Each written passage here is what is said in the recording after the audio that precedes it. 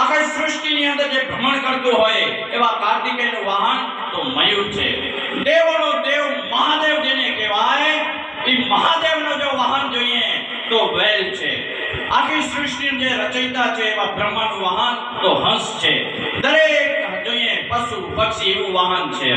આની વાતમાં કોઈ માલ નથી. એમ ભટ્ટ કૃષ્ણદાસ કહે છે કે આ માં ભગવતી સિંહ ઉપર બેસી છે, ડાલા માતા સિંહ ઉપર, તો એમાં કાંઈ તો કરામત છે ને, એટલે હું એની સ્તુતિ કરું છું.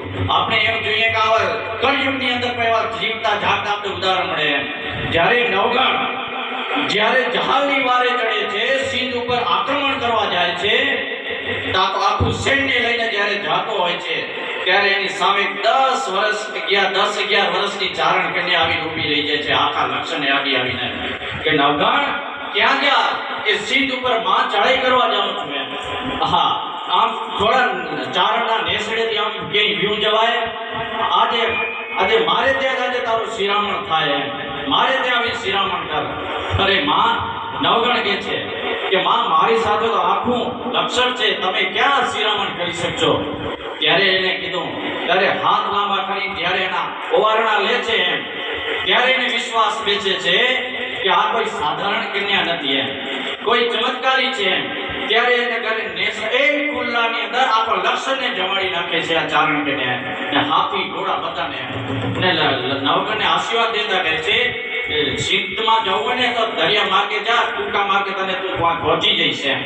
ત્યારે નવગણ કહે છે કે માં, આ તો મેરામણ છે, આ દરિયો છે, મને ક્યાં માર્ગ આપશે? એમ ત્યારે વરુડીએ કીધું કે જા દરિયા કિનારે અંદર જઈ અને તું દરિયાની અંદર તું તારા ઘોડાને નાખજે.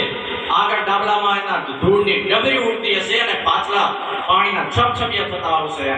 તો માને આપણે જોઈએ કે ઈ જ દરિયો છે. જ્યારે રામ સીતાને લેવા જાય છે ત્યારે હનુમાનની સહાયતા લેવી પડે છે, પથ્થરને ગોતવા પડે, ટાઈમ લાગે, સમય લાગે સેતુ બાંધવામાં, અને ત્યારે લંકાએ જઈને પહોંચ્યો.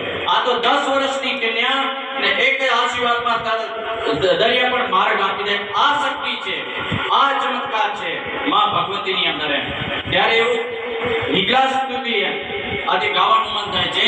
ત્યારે પ્રચંડ દંડ બાહુચંડ યોગિની ભૈરવી ભુજંગ કે